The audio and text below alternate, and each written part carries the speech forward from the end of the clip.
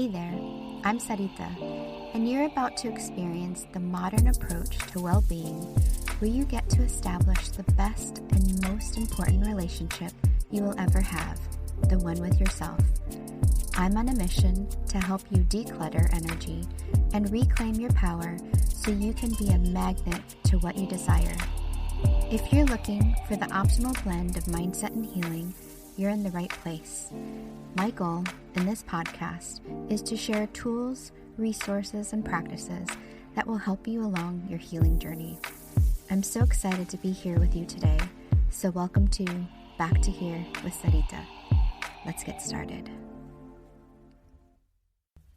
Hey, beautiful. Thank you so much for joining me in another episode of my podcast. So, we are at almost the end of January, and it has been a really fun last 4 weeks of the month. And I've had a really, really great time connecting with some wonderful friends, finding out what they desire to manifest and create this year in 2023. So what I do as a friend is to take some space in my journal to write down their goals so I can be supportive of them and be their accountability partner. So I love doing this because I really truly believe that when we are not only writing down our desires and goals, but also sharing them with people that we trust, of course, and who have our back, that when we speak things into existence, there's so much more power, there's so much more energy and power packed behind it. So our words are literally magic, and helping them speak into existence by sharing them with people that we trust is so powerful. There's a reason why in human design, our throat is considered the manifesting center. If you're into human design, you're very much recognize that. And so our throat being that center that we are literally manifesting things into existence. So by sharing things with our friends, people that we trust, it is so energetically powerful by sharing that the universe can get behind us with whatever it is that we're desiring to create. So just wanted to share that with you. I am really overjoyed that you're here today because I wanted to share with you one of my words for this year. So speaking of desires and manifestations, what I do usually at the beginning of the year is kind of create, not only create vision boards and mood boards, but also create words that really resonate with me in what I want to experience for that year. Let me know if this is something you do. I started doing this about a couple years ago. I did it last year, and I want to say I did it the year before. And so I wanted to share with you the lesson that I already learned, how this one word I've already experienced in the last 4 weeks. So my main word for this year is expansive. So I love that word. And just to kind of go a little bit more into detail, I desire to have expansive feelings, expansive experiences, right? So expansive lessons, expansive in travel, expansive experiences in meeting new people. I think you kind of understand where I'm getting at. And if you have not yet chosen a word for this year, do not worry. It's still early. It's still January. Go ahead and choose something for yourself or what resonates for you. This is an opportune time to do so. And what I do with that, with that word is I'll put it on my vision board. I'll also put it on my screensaver, on my desktop, on my computer, and my phone. And I also have a cork board where I put images and things because I love coming back to it. It's kind of like an anchor, right? So seeing words are like anchoring, and I'll describe what anchoring is in another episode. But it really harnesses that that experience or vision that you want to create for that year, the energy you want to create for that year. So my word is expansive. So it's interesting that I've already had an expansive growing experience that I want to share with you. And it actually has something to heavily do with this podcast.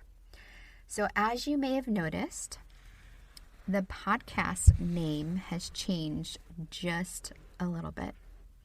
So the new name is back to here. So I've removed the word center. So what happened was about 2 weeks ago, I was advised that I chose a name that was a little bit too similar to a podcast that already exists. And so, believe it or not, I went into like a lot of story and victimhood in those moments. So when I found out that I had a podcast name that was very, very similar, what ended up happening is that I went into this victim mode of like, ugh, why do I have to be the one that changes it? I have such a great story with how I came up with this name. And I just got into this really like kind of ugly place where I was just being a victim and being like, why is this happening to me? And so, what I acknowledge now is that it wasn't anything personal. It's like totally business, right? Copyrights, etc. And if you remember from one of my first like bonus episodes, I go really deep into like how I came up with this name and why it was so important to me, right? So there was like a lot of attachment to this name. And I knew that I had to change the name, right? Because I can't be having the same podcast name as somebody else. But there was like this real big attachment to the name. And I was really, really frustrated. So quite the opposite of the expansive experience, right? That I was like wanting to create. By becoming like super attached to this, like to this name, the back to center, believe it or not, I was actually limiting myself. So that's what happens with us is when we become super attached to like an outcome or something in particular, we actually block ourselves from manifesting what we really want into our lives. And so that is exactly what happened to me, is that I was focusing so hard on the attachment and kind of being in victimhood and the story of like, why me, instead of allowing and surrendering and blocking myself from coming up with a new name, right? That's exactly what happened.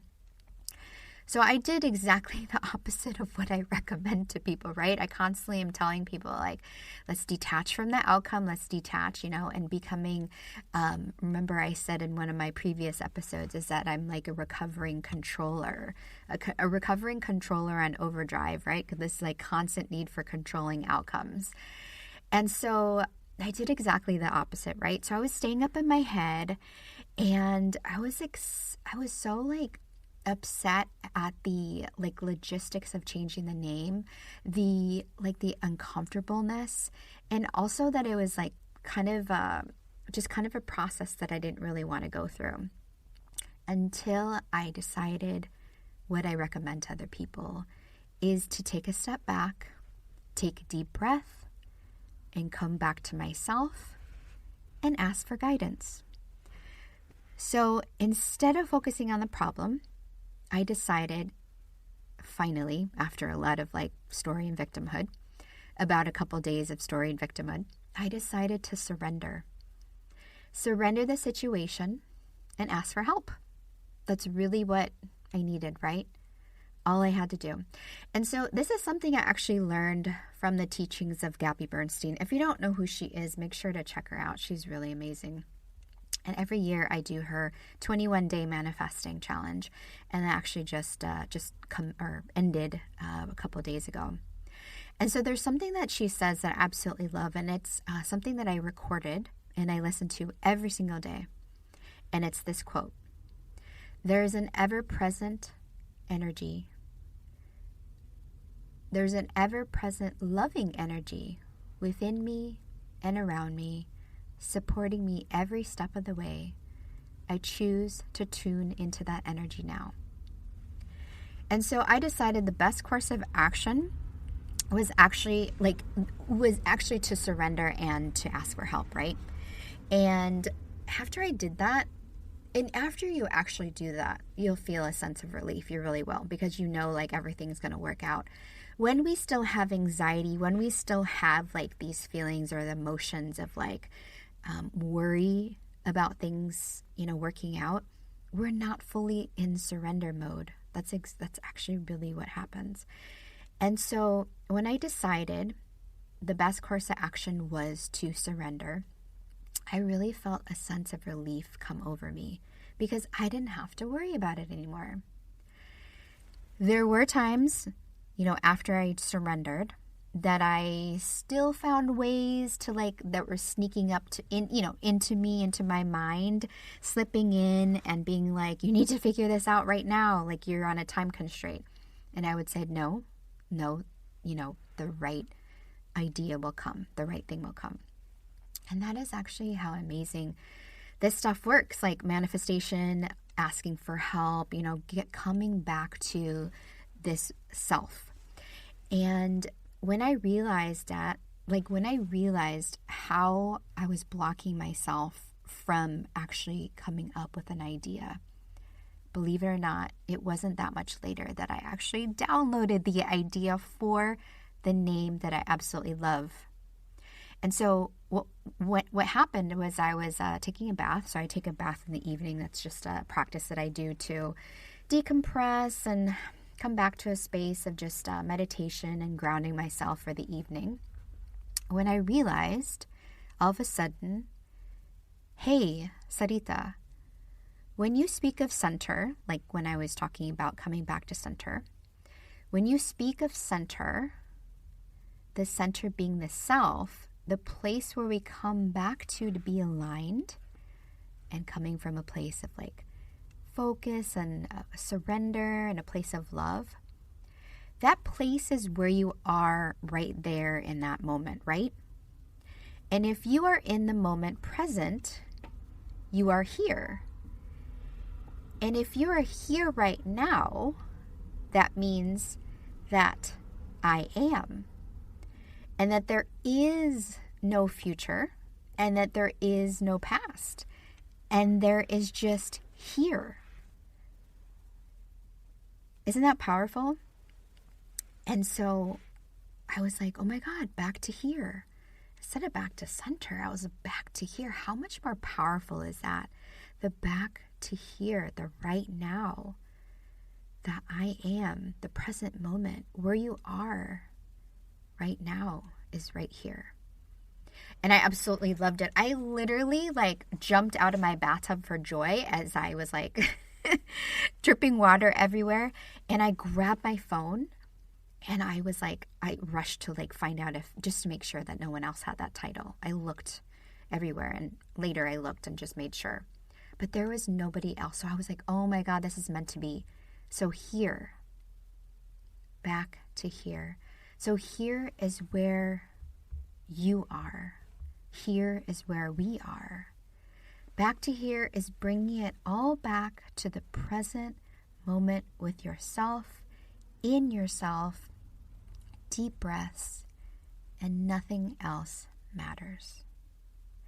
I love the back to here because I found that phrase when I chose to come back to myself and trust in the higher power providing me for the perfect answer, right? So I went through the exact process in which I found myself in loving this title, right? I came back to myself. I came back to the present moment. I chose in that moment to surrender, to be present with myself and detach from the outcome, detach from what it was going to look like, detach from how I was going to figure out the name, detach from all the other logistics.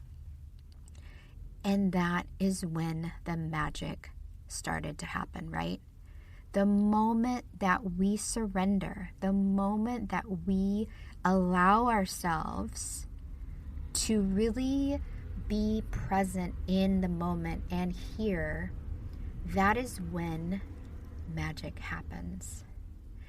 And it was after I surrendered, I came back to the place of gratitude. So that was actually something I forgot to mention a little bit earlier, was that the moment I surrendered, the moment I said, you know what, I'm asking for help. I'm putting it out there. I need support. I know the answer will come. I chose to come to a place of gratitude.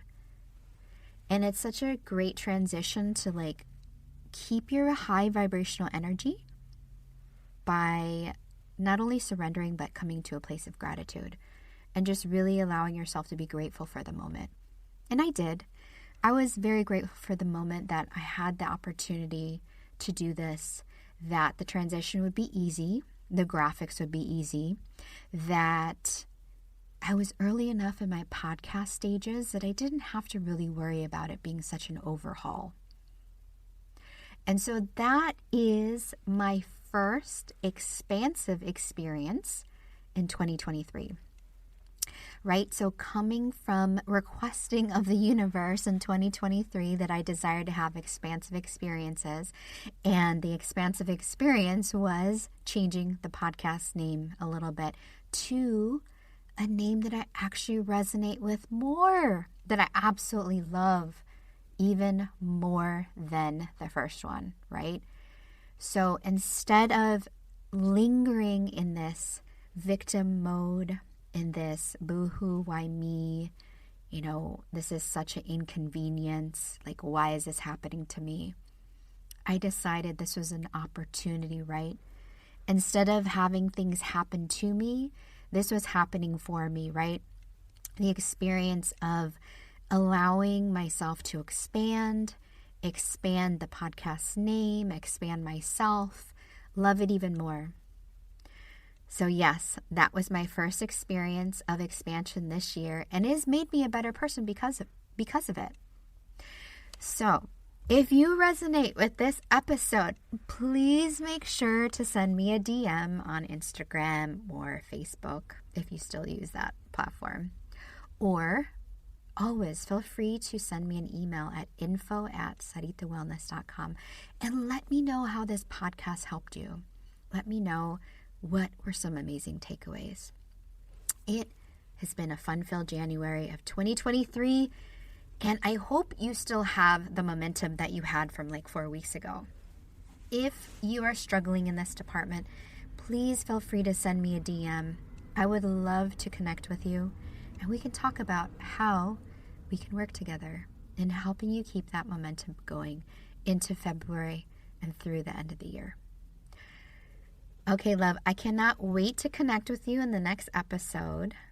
But until then, keep being the amazing you that you are. I'll see you next time. Hey, love, thank you so much for tuning in to today's episode. If you adored what you heard, it would mean the world to me if you took a moment to leave a review on the platform you are listening to this episode on. By doing this, you are helping my mission to impact other women with their healing journeys. If you aren't already following me on social media, make sure to connect with me at Sarita Wellness to get your weekly dose of inspiration. I can't wait to be with you in the next episode, but in the meantime, keep being the amazing you that you are.